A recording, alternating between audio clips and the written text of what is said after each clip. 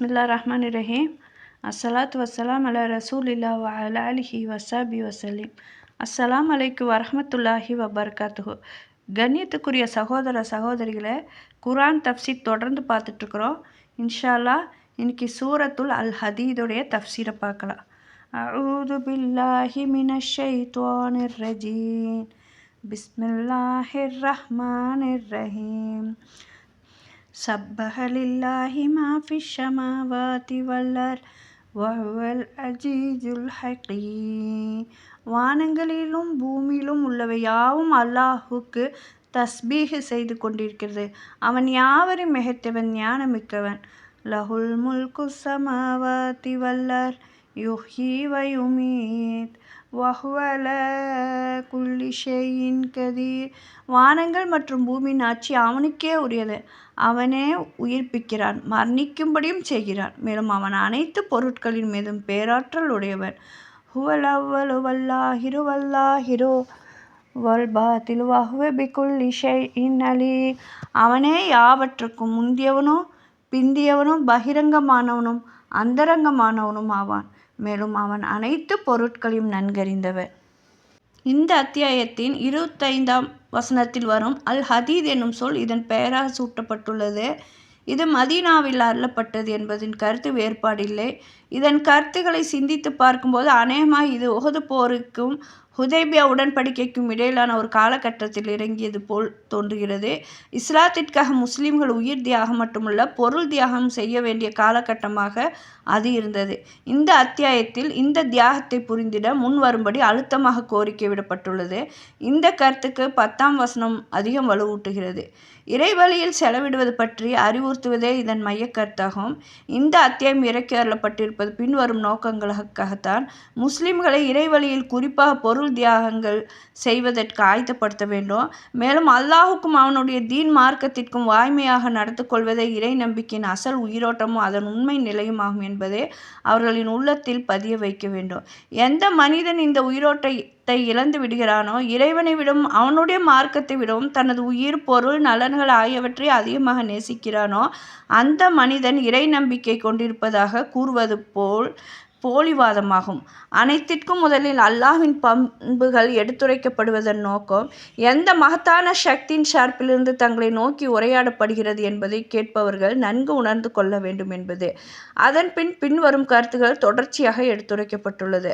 முதலாவது, மனிதன் இறைவழியில் பொருளை செலவு செய்வதிலிருந்து நழுவி செல்லாமல் இருப்பதே இறை நம்பிக்கையின் முக்கியமான தேட்டமாகும். இரண்டாவது, இறைவழியில் உயிரையும் பொருளையும் தியாகம் செய்வது எல்லா நேரத்திலும் மதிப்பு வாய்ந்த ஒன்று என்றாலும் இந்த தியாகங்களின் மதிப்பையும் அந்தஸ்தும் சூழ்நிலையும் நன்மையை பொறுத்து வரையறுக்கப்படுகிறது.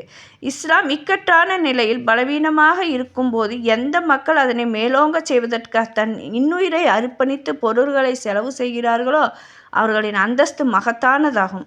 இஸ்லாம் மேலோங்கியிருக்கும் போது அதனை மேலும் செழித்தோங்க செய்வதற்காக உயிரையும் பொருளையும் தியாகம் புரிபவர்கள் அந்த அந்தஸ்தை அடைந்திட முடியாது. மூணாவது, இறைவழியில் எந்த ஒரு பொருள் செலவிடப்பட்டாலும் அந்த பொருள் அல்லாஹ்வின் பொறுப்பிலும் கடனாகும். அல்லாஹ் அதனை பன்மடங்கு அதிகமாக்கி திருப்பி தருவது மட்டுமல்ல, தன் சார்பிலிருந்து அதிகமாக கூலியும் வழங்குவான். நாலாவது, இறைவழியில் தம் பொருளை செலவு செய்த இறை நம்பிக்கையாளர்களுக்கே மறுமையின் ஒளி கிடைக்கும்.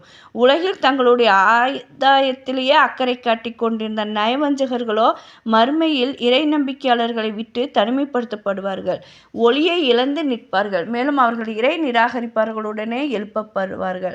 ஐந்தாவது, பல்லாண்டு காலம் அலட்சிய போக்கில் வாழ்ந்த காரணத்தால் வேதம் அருளப்பட்டவர்கள் பலரின் இதயம் இறுகி போயிருக்கிறது. அவர்களை போன்று முஸ்லிம்கள் ஆகிவிடக் கூடாது. எவனுடைய இதயம் அல்லாஹ்வின் நினைவினால் உருகவில்லையோ, அவனால் இறக்கி அருளப்பட்ட சத்தியத்தின் முன் பணியவில்லையோ அவனை இறை நம்பிக்கையாளர் என்று சொல்ல முடியுமா என்ன? 6, எந்த இறை நம்பிக்கையாளர் தம்முடைய பொருளை எந்த விதமான முகஸ்துதியும் எதிர்பார்க்காமல் வாய்மையும் உள்ளத்துடன் இறைவழியில் செலவு செய்கிறார்களோ அவர்கள் மட்டுமே அல்லாஹ்விடம் வாய்மையாளர்களாகவும் சித்திக்குகளாகவும் சத்தியத்திற்கு சான்று வளவர்களாகவும் ஷஹீதுகளாகவும் இருக்கிறார்கள். 7வது, உலக வாழ்க்கை சில நாட்களுக்குரிய பகட்டும் ஏமாற்ற சாதனமும் ஆகும். இந்த மக்கள் எந்த அலங்காரத்திலும் ஆடம்பரத்திலும் செல்வ சுகத்திலும் ஒருவரையொருவர் மிஞ்சிவிட வேண்டும் என்று முயல்கிறார்களோ அவை அனைத்தும் நிலையற்றவையாகும். நிலையான வாழ்வு உண்மையில் மறுமை வாழ்வே ஆகும். நீங்கள் ஒருவரையொருவர் முந்திச் செல்ல முயல வேண்டுமென்றால் சோனத்தை நோக்கி விரைந்து செல்ல முயற்சி செய்யுங்கள். 8வது, உலகில் ஏற்படுகின்ற இன்பம் துன்பம் எதுவானாலும் அல்லாஹ்வினால் முன்பே எழுதப்பட்ட தீர்ப்பின்படியே ஏற்படுகிறது. துன்பம் வந்தால் தோன்ற துணிவை இழந்து விடாமல் இருப்பதும் இன்பம் வந்தால் இருமார்பு கொள்ளாமல் இருப்பதுமே ஒரு இறை நம்பிக்கையாளரின் பண்பாடாக இருக்க வேண்டும். 9, மக்கள் நீதியில் நிலைத்திருப்பதற்காக வெளிப்படையான சான்றுகள் வேதம் நீதியின் தராஸ் ஆகியவற்றுடன் இறைவன் தன் தூதரை அனுப்பினான். அத்துடன் இரும்பையும் இறக்கினான். அதன் நோக்கம் சத்தியத்தை நிலைநாட்டுவதற்கும் அசத்தியத்தை தலைக்குனிய வைப்பதற்கும் வலிமையை பிரயோகிக்க வேண்டும் என்பதற்காகும். இவ்வாறாக மனிதர்களின் யார் இறைமார்க்கத்தை பாதுகாப்பதற்காகவும் அதற்கு உதவி செய்வதற்காகவும் எழுகிறார்கள் அதற்காக தன் உயிரையும் அனுப்பறிக்கிறார்கள் என்பதை இறைவன் பார்க்க நாடுகிறான். 10, அல்லாஹ்விடமிருந்து தொடக்கத்தில் நபிமார்கள் வந்து கொண்டிருந்தார்கள். அவர்களுடைய அழைப்பின் காரணத்தால் சிலர் நேர்வழிக்கு வந்தார்கள். பெரும்பாலோர் தீயவர்களாகவே இருந்தார்கள். பின்னர் ஈசா அலைஹிஸ்ஸலாம் அவர்கள் வந்தார்கள். அவர்களுடைய அறிவுரையினால் ஒழுக்க நலன்கள் தோன்றியது. ஆனால் அவர்களுடைய சமுதாய துறவம் என்னும் புதிய செயல்பாட்டை ஃபித்அத் மேற்கொண்டது.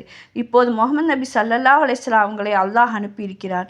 அவர்கள் மீது நம்பிக்கை கொள்பவர்களுக்கு அல்லாஹ் தன் கருணையை கண்டிப்பாக இருமடங்காக வழங்குவான். அவர்களுக்கு நேர்வழி காட்டும் ஒளியினை அருள்வான்.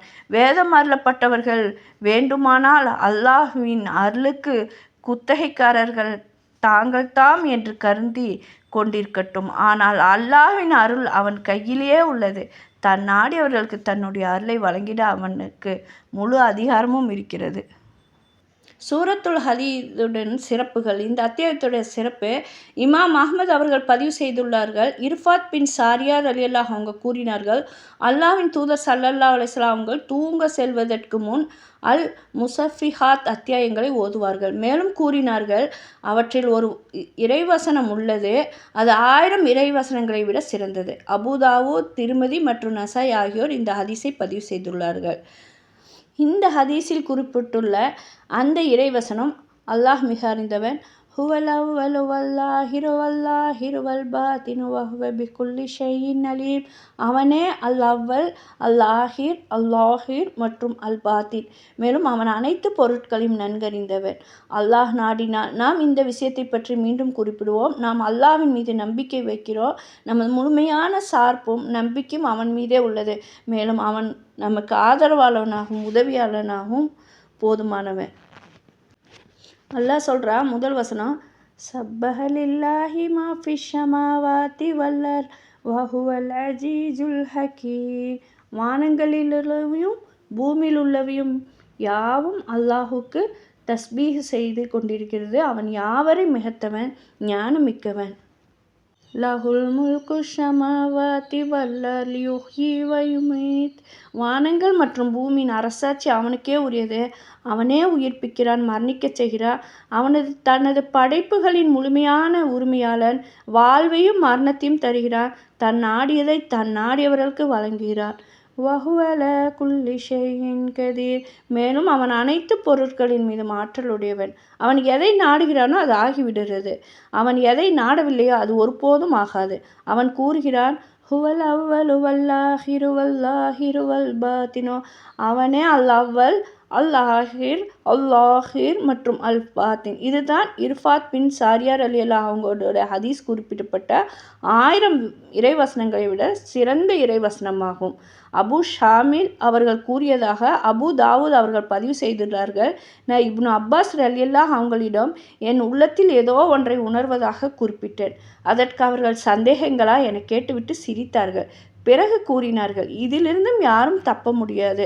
உயர்வானவனான அல்லாஹ் சொல்கிறான், எனவே நாம் உமக்கு அருளிய வஹி இறைச்செய்தியை பற்றி நீங்கள் சந்தேகத்தில் இருந்தால் உமக்கு முன்னர் வேதத்தை படிப்பவர்களிடம் கேளுங்கள். நிச்சயமாக உம்முடைய இறைவனிடமிருந்து உமக்கு சத்தியம் வந்துவிட்டது. அல்லாஹ் இது 10வது அத்தியாயத்தில் 94வது வசனத்தில் சொல்கிறார், பிறகு அவர்கள் என்னிடம் உமது உள்ளத்தில் இது போன்ற எதையும் நீங்கள் உணரும்போது ஓதுவீராக என்று கூறினார்கள். ஹுவல் அவ்வலு வல்லாஹிரு வல்லாஹிரு வல் பாத்தினு வஹுவ பிகுல்லி ஷைஇன் அலீம். இன்ஷா அல்லாஹ் இதன் தொடர்ச்சி அடுத்த அத்தியாயத்தில் பார்க்கலாம். அஸ்ஸலாமு அலைக்கும் வரஹ்மத்துல்லாஹி வபரகாத்துஹு.